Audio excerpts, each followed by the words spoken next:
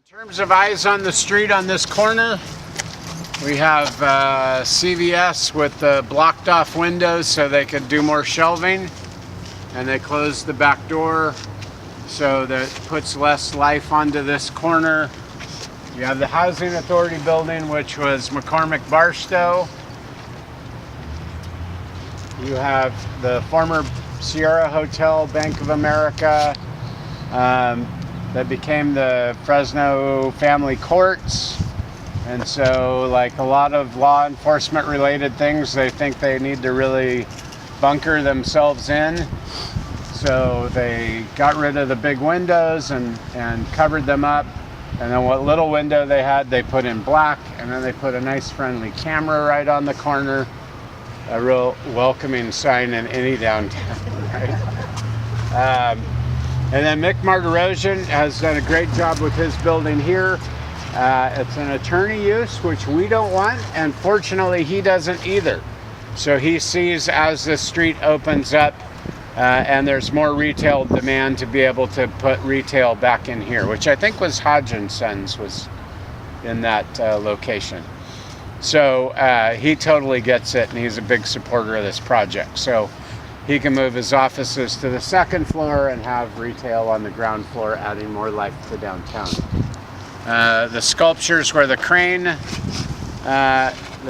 sculpture, if you remember, with the reeds, will be going back into this fountain over here. Right now our project stops at the alley right here, but again, with that cap and trade fund, we are looking to put Merced Street all the way through to H Street again. We want the grid to be restored as much as possible so you know where to go without getting confused and running into dead ends all the time or one-way streets. So the clay pot sculptures from Stan Bitters, local artists, will be going into the fountain off to the right. So every sculpture is being restored and will be replaced. Trees, we'll have more trees in the new design than we had in the Fulton Mall design.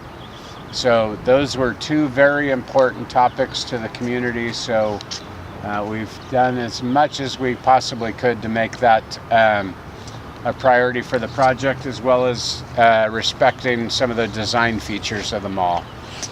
The types of trees will be different. We've learned a lot more about what works in urban areas. So there'll be much more shade.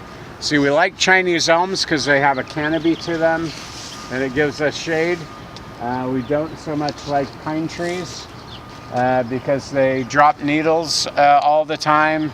They're not really happy in this environment, and they don't really give us a lot of shade. So we did that because we wanted to save as many mature trees as we could in the new design, but ultimately the new street trees will be designed to give shade in the summer, but also lose their leaves in winter, so we get the sunlight when we want it, so downtown doesn't feel dark and foreboding. Another thing with that McCormick Barstow building, besides bad eyes on the street, is that there is this really popular idea that sounds great called landscape setbacks. And the idea is that the world would be a more beautiful, oh, we've got a gentleman coming through here, is that the world would be a more beautiful place if only we had 10 feet of landscaping around every building. And that sounds appealing on its own. But in a downtown, we prefer this, where the building comes right up to the sidewalk and then put street trees between the cars and the sidewalk, not between people and the building, where we want them to see what's going on inside so they can potentially buy something. We like that straight street wall. Look down the Warner's Theater when we get down there. You look right down that block. That's what you see in every downtown. So this is a very suburban idea to have this 10-foot landscape setback.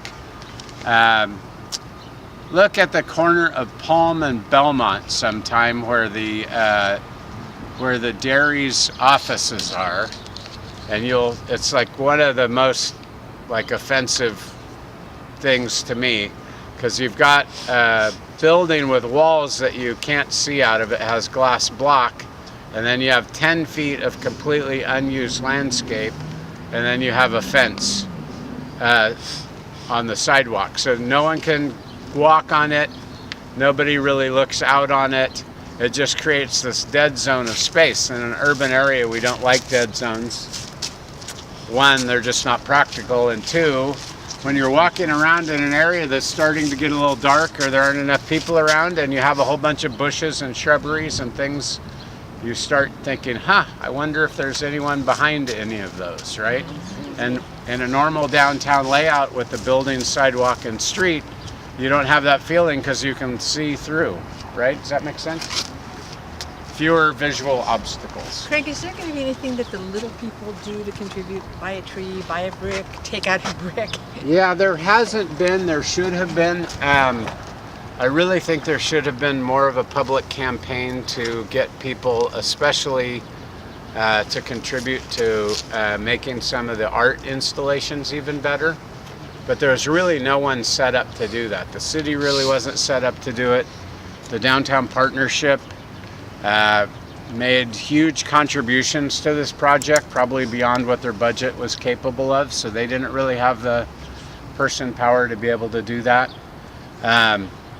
So if we could go back in time and have better foresight, we would have had that resource in place to have people going out and hitting everyone up for bricks or plaques or whatever.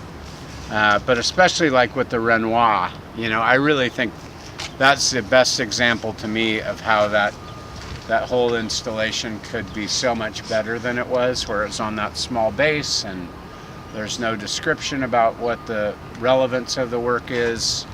Lighting, security, all that stuff becomes expensive, so it doesn't get done. So it'll be done to a good standard, but I think we could have done even better if we'd have had that resource. And I think the community would have contributed, but there wasn't the infrastructure to go out and raise those funds. We'll just have to write our name on a wall. I know. We'll make a mural. Well, it'll be something people tell us in 10 years that we did wrong now. So.